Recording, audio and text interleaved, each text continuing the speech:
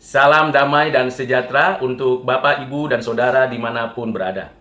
Kiranya Tuhan Yesus menolong, memimpin, dan menyertai kita dalam beraktivitas sepanjang hari ini. Kembali kita akan membaca, merenungkan, dan merefleksikan firman Tuhan dalam program Belajar Alkitab setiap hari. Sebelum kita melanjutkan pembacaan, perenungan, dan refleksi dari firman Tuhan, marilah kita terlebih dahulu berdoa memohon hikmat, bijaksana, kekuatan, dan pencerahan dari Allah Roh Kudus. Marilah kita berdoa. Bapa yang bertakhta dalam kerajaan surga, yang kami kenal dan sapa di dalam nama Tuhan Yesus Kristus, pencipta, penebus, dan pemelihara hidup kami. Sungguh kami bersyukur untuk segala kebaikan-Mu dan kemurahan-Mu. Sebentar lagi kami akan membaca, mendengarkan, merenungkan firman-Mu. Kiranya Roh Kudus memberi pencerahan kepada kami, dan kami mengerti kehendak-Mu, dan kami sebagai pelaku firman menyaksikan keagungan dan kebesaran-Mu di antara bangsa-bangsa. Ya Tuhan, kasihanilah kami, pimpin dan berkati kami, baik hamba-Mu yang menyampaikan penjelasannya, dan juga kami yang mendengarkan, dan kami bersama-sama menjadi pelaku firman-Mu. Kiranya damai dari Tuhan Yesus yang melampaui segala akal, itulah yang menguasai hati dan pikiran kami. Inilah doa dan permohonan kami ya Bapa, yang kami sampaikan di dalam nama-Mu Tuhan Yesus. Amin. Bapak, Ibu, dan Saudara di dalam Kristus, kita akan melanjutkan pembacaan kita dari Kejadian pasal yang ke-12 ayat 1 sampai dengan 9. Demikianlah firman Tuhan. Berfirmanlah Tuhan kepada Abram, pergilah dari negerimu dan dari sanak saudaramu, dan dari rumah bapamu ini ke negeri yang akan kutunjukkan kepadamu. Aku akan membuat engkau menjadi bangsa yang besar, dan memberkati engkau, serta membuat namamu masyhur, dan engkau akan menjadi berkat. Aku akan memberkati orang-orang yang memberkati engkau, dan mengutuk orang-orang yang mengutuk engkau, dan olehmu semua kaum di muka bumi akan mendapat berkat. Lalu pergilah Abraham seperti yang difirmankan Tuhan kepadanya, dan Lot pun ikut bersama-sama dengan dia. Abraham berumur 75 tahun ketika ia berangkat dari Haran. Abraham membawa Sarai istrinya dan Lot anak saudaranya, dan segala harta benda yang didapat mereka dan orang-orang yang diperoleh mereka di Haran. Mereka berangkat ke tanah Kanaan, lalu sampai di situ. Abraham berjalan melalui negeri itu sampai ke suatu tempat dekat Sikem, yakni pohon terbantin di More. Waktu itu orang Kanaan diam di negeri itu. Ketika itu Tuhan menampakkan diri kepada Abraham dan berfirman, Aku akan memberikan negeri ini kepada keturunanmu. Maka didirikannya di situ mezbah bagi Tuhan, yang telah menampakkan diri kepadanya. Kemudian ia pindah dari situ ke pegunungan di sebelah timur Betel. Ia memasang kemahnya dengan Betel di sebelah barat dan Ai di sebelah timur. Lalu ia mendirikan di situ mezbah bagi Tuhan dan memanggil nama Tuhan. Sesudah itu Abraham berangkat dan makin jauh ia berjalan ke tanah Negeb. Bapak, Ibu, Saudara yang kekasih di dalam Kristus, seperti yang sudah dijelaskan pada Kejadian pasal yang ke-11 ayat 10 sampai dengan 32, bahwa Abraham adalah keturunan Sem dan Sem adalah keturunan Nuh. Dan kita tahu bahwa Nuh adalah keturunan Set. Ini adalah garis keturunan yang mengarahkan kepada kita nantinya suatu garis keturunan yang berkaitan dengan penebusan yang sudah dinubuatkan, dinyatakan Tuhan di dalam Kejadian 3 ayat 15. Dan kita bersyukur mulai pasal 12 ini kita akan mengetahui, mengerti, dan memahami maksud Tuhan untuk menyatakan dirinya dan menyampaikan kehendaknya dan rencananya bagi manusia agar tiap orang yang telah ditentukannya beroleh keselamatan. Dan melalui Abraham ini, maka setiap bangsa, setiap bagian yang ada di dalam seluruh keturunan manusia akan mendapatkan berkat, terlebih khusus mereka yang menerima keselamatan berdasarkan anugerahnya yang telah ditetapkan oleh Allah di dalam kekekalan.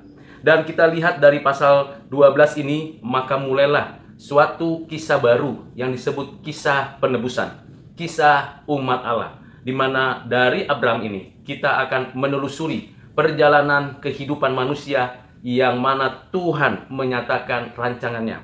Dan dimulai dari sebuah penyataan dan penulisan yang sangat luar biasa bagi kita. Kalau kita membaca, menelusuri dari mulai Kejadian pasal 1 sampai dengan 11 ini, kita belum menemukan satu prinsip yang paling penting, terutama yang berkaitan dengan suatu rancangan Tuhan untuk menebus umat manusia. Di dalam pasal 12 ayat 1 dinyatakan Tuhan, berfirmanlah Tuhan kepada Abraham. Suatu hubungan personal, panggilan, penyataan Tuhan secara pribadi kepada Abraham. Dan ia mengatakan kepada Abraham, pergilah dari negerimu dan dari sanak saudaramu dan dari rumah bapakmu ke negeri yang akan kutunjukkan kepadamu. Ada 3 bagian yang perlu dimantapkan pengertiannya kepada kita. Yang pertama, pergi dari negerimu, pergi dari sanak saudaramu, dan pergi dari rumah bapakmu. Dari negeri itu wilayah geografis.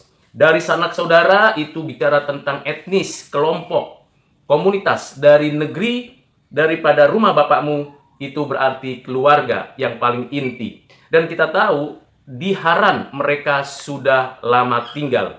Dan tentunya ada pemikiran apakah mungkin Abraham, Sarai, dan Lot kembali ke Mesopotamia, ke Ur-Kasdim, atau melanjutkan apa yang dinyatakan ayahnya untuk ke Kanaan. Ini adalah sebuah pilihan yang dapat memberikan keputusan kembali ke Ur-Kasdim, negerinya, atau lanjut dari Haran ke Kanaan. Pada momen seperti itu, Tuhan berfirman, berbicara langsung, menyatakan rancangannya. Abraham, pergi. Pergi kemana? Pergi dari Haran ke Kanaan. Bukan pergi ke negerinya lagi, ke Ur-Kasdim, tapi pergi ke Kanaan. Artinya jangan kembali ke masa lalu, jangan kembali ke negerimu. Tinggalkan itu, tinggalkan juga apa yang tersedia di Haran. Mungkin ada sanak keluarga, ada kerabat, ada komunitas, ada kelompok yang selama ini juga ikut serta dalam rombongan Terah, Abraham, Sarai, dan Lot. Sekarang pergi dari sana. Lalu pergi juga dari rumah bapaknya menuju ke Kanaan. Panggilan yang mulia, panggilan yang indah, panggilan yang punya otoritas, yang jelas arahnya, yang jelas sasaran yang dicapai. Ada banyak penafsir mengatakan bahwa Abraham tidak tahu kemana ia pergi. Padahal Tuhan sudah mengatakan Abraham akan pergi ke Kanaan. Dan ini dituliskan dengan jelas bahwa Abraham pergi seperti yang difirmankan Tuhan. Berikut dengan Lot dan tentu istrinya. Pergi dari mana? Dari Haran. Kemana perginya? Ke Kanaan.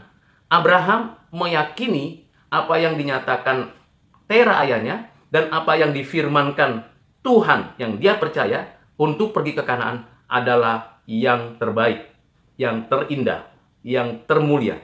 Sehingga ia pergi melihat, mendengar, memperhatikan visi dari Tuhan.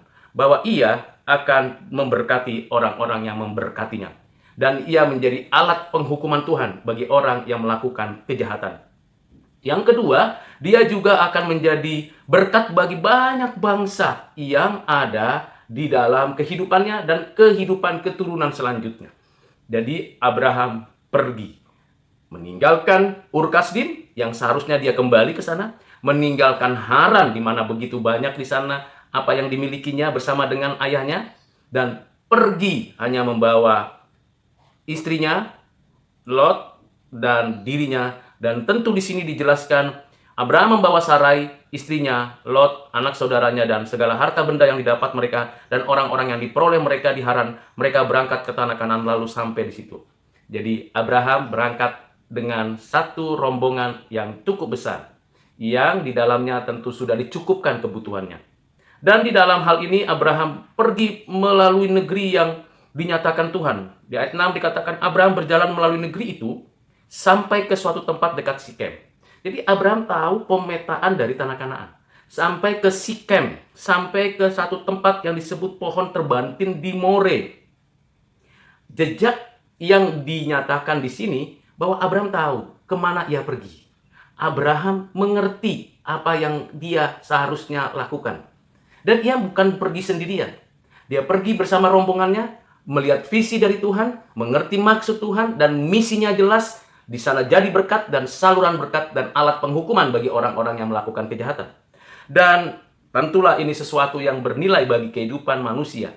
Karena melalui Abraham kita belajar untuk tidak berhenti berangkat dari satu persinggahan ke persinggahan lain. Karena kita sebagai musafir di bumi ini, kita melakukan segala sesuatu berdasarkan pimpinan dan bimbingan dari Allah. Yang berikutnya adalah setelah itu ayat yang ketujuh, Tuhan menampakkan diri kepada Abraham untuk ia datang kepada Tuhan dan ia menyatakan negeri ini diberikan kepada keturunannya. Ini pertama sekali Abraham mendengar suatu penyataan Tuhan. Negeri ini diserahkan kepadamu dan negeri ini diserahkan juga untuk keturunanmu. Puji Tuhan. Bapak, Ibu, Saudara, sejelas inikah kita menjalani kehidupan ini? Bahwa Tuhan menyediakan untuk kita dalam perjalanannya. Abraham mendapatkan firman ini setelah ia diperintahkan pergi, dia jalan, dia patuh, dia ikuti. Tidak bertanya, tidak bersungut-sungut, tidak memikirkan untung ruginya, dan tidak memikirkan kesulitan dan tantangan yang dihadapinya. Ia pergi berjalan. Dan rombongannya patuh mengikuti dia. Bagaimana kita sebagai seorang pemimpin, sebagai seorang kepala, sebagai seorang yang mengerti maksud Tuhan. Dan setelah dilakukannya, berhenti di satu titik, Tuhan berkata kepada Abraham, negeri ini kuserahkan padamu, dan keturunanmu melanjutkannya. Suatu perintah Tuhan, berkat Tuhan, janji Tuhan. People and land. Manusia, keturunannya, dan tanah yang diberikan. Dua ini penting. Sama seperti Kejadian 1 ayat 28. Kuasailah seluruh bumi, taklukkan, kelola, dan beranak cuculah. Beranak cuculah, bertambah banyak, kuasai bumi. People and land. Ini penting. Di dalam konstruksi peradaban manusia, dua hal ini penting. People and land. Dan setelah itu, apa yang dilakukan oleh Abraham? Yaitu, ia pergi ke satu tempat di pegunungan, lalu ia mendirikan kemah, mendirikan mezbah bagi Tuhan. Suatu respon yang mirip sama seperti yang dilakukan oleh Nuh setelah keluar dari Bahtera dan melihat karya Tuhan yang ajaib memelihara manusia dan umatnya dan memelihara bumi dan segala isinya, ia mendirikan mezbah. Demikian juga Abraham. Dia tahu bahwa Tuhan yang memimpin, dia mengerti rancangan Tuhan, dia melakukannya dengan taat, dan dia kembali menyerahkan selanjutnya ke dalam tangan Tuhan dengan mendirikan mezbah. Di sana ia memanggil nama Tuhan. Ingat, pertama kali nama Tuhan dipanggil oleh keturunan Set. Dan nama Tuhan yang dinyatakan Tuhan bagi Abraham pun ia memanggil namanya ketika mezbah itu didirikan. Bukan kepentingannya yang utama, nama Tuhan yang ditinggikan. Ini hal prinsip yang penting bagi kita. Dan terus ia berjalan dari Ur Kasdim bersama Tera ayahnya. Dari Tera ia berhenti di sana. Dari Haran dia berangkat ke Kanaan. Semua dipimpin oleh Tuhan satu persatu sampai ke tanah Negeb, di mana tanah itu penuh dengan kekeringan, kekurangan, dan kelemahan. Tapi dia mengelilingi dari utara ke selatan dan mengelilingi tanah itu, dan ia berjalan dengan iman. Bersama Tuhan ia melakukannya. Kiranya perenungan dan pembacaan kita dari ayat-ayat ini memberikan gairah untuk kita hidup berkenan di hati Tuhan, dan kita semangat untuk menjalani hidup kita selangkah demi selangkah untuk kita hidup berkenan di hati Tuhan. Dengar maksud Tuhan, ikuti visi dari Tuhan, jalankan misinya, dan tetaplah bersandar kepada Tuhan, memanggil namanya dalam segala hal yang kita akan lewati dan jalani. Dan kita tetap optimis, kita tetap berharap, kita tetap semangat. Dan itulah sukacita bagi orang-orang percaya. Sebelum kita mengakhiri pembelajaran hari ini, mari kita berdoa memohon kekuatan bijaksana dari Tuhan. Mari kita berdoa.